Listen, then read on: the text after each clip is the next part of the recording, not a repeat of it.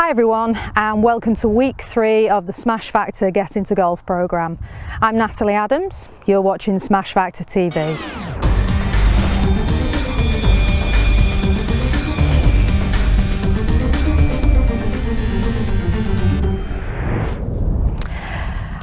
So you've made it to week 3 on the Get Into Golf programme, and if we're looking at our hoop again, we've worked on week 1, this lowest orange area of our swing arc putting.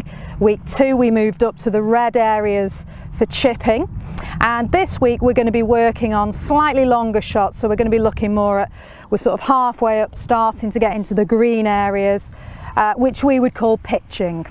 We're still going to be on a 7-iron this week, and the main differences with this week's shot will be that you're going to start using your wrist a little bit more, which will give you a little bit more power. So work on putting your hands on correctly. We need the feet together pointing at the ball. And this week we're going to look at the distance to stand away from the ball to get set up correctly. Now generally what I would say is if you've got the club head next to the ball, if you're stood up with the club and the handle of the club pointing at the zip on your trousers, you generally want to be able to easily fit 4 fingers, the sort of the span of your hand between the end of the club and your trousers. If you're stood here having to move back, you're too close to the ball, and similarly too far away if the gap's too big. So just generally stand a distance away where you can fit your hand quite easily between the end of the club when it's pointing at the zip on your trousers and your body. That'll get you stood the correct distance away. Remember, we want to step left and step right, and then we want to take the left foot back slightly if we're going to hit a longer chip or into a pitch, which the difference between the two is just the length of the shot. Chipping is a little bit closer to the green. It's a smaller shot where you wouldn't really use your wrist, and pitching you're starting to use your wrist to get a little bit more distance. The other thing we want to work on this week as well is called your posture. So that's the position your body should be in as you hit the shot. Now this is really important because as you start to make a bigger swing, your upper body is going to rotate around your spine. If you've set your spine too upright, so you're too vertical and in too much of a standing position, your spine you're going to rotate around that spine, so you'll get a very flat movement in your shoulders, and this kind of movement in your body will lead to you lifting your arms up way too much, and we don't want that to happen. We want the body and the arms to remain connected through the swing. So very important to get this position correct, and it will feel strange, but with some practice you'll get much more comfortable with it. So take your golf club, just place the club so that the club head's over your head, so that you've got the back of your head and the bottom of the club, back of the head on the club and bottom of the club on the bottom of your back, the top of your back side. And then what we want to do is really work on hinging forward from the hips and then just softening the knees just to take the pressure off the hamstring. So that's a good position to be in. The hinge is coming from the hips here rather than just dropping the head down and curving more from the shoulders. So tilt forward, back's really straight, head's on the club, bottom of the back on the club, arms allowed to dangle directly under the shoulders, and then just soften the knees, and that's the position that you want to play your golf shots from. So really look for a nice vertical look in the arms and a very straight back.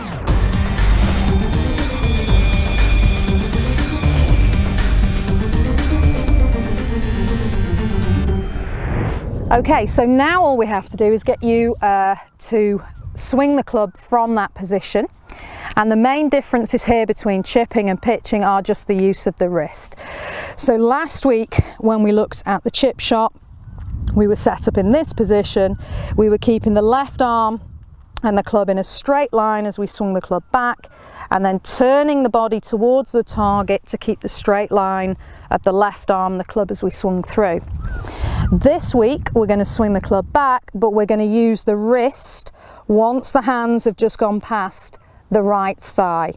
So the position we're looking for here is that the club head is just higher than the hands, rather than we've got a straight line all the way down, left shoulder, left arm and the shaft.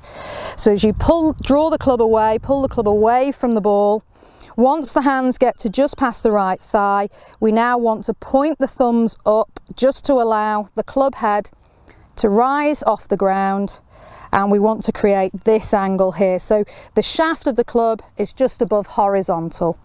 And as we swing through, we're going to turn the body towards the target, and the same on the other side. We're going to let the club head rise just above the hands rather than finishing in this lower position that we'd see for chipping. If we look this way on, again, as we swing the club back, we want the hands to go past the right thigh because we're moving from the shoulders, and as we point the thumbs up, we should see that the shaft of the club is pointing directly away from the target. So we don't want the shaft of the club in this sort of position with the club head behind you in this area here. So towards the camera rather than over there with the club head.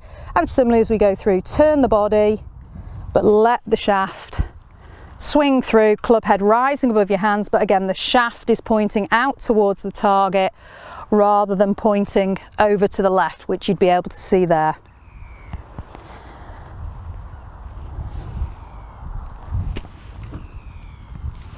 Now, biggest thing to work on here when you're making this action is to make sure you're getting that low point in the correct place. So to start with, I'd suggest, again, just practice hitting the coin so you can hear the club head hitting the coin. You'll get great feedback on where the low point of your swing is there. And once you've got used to that, then we can pop the ball back in.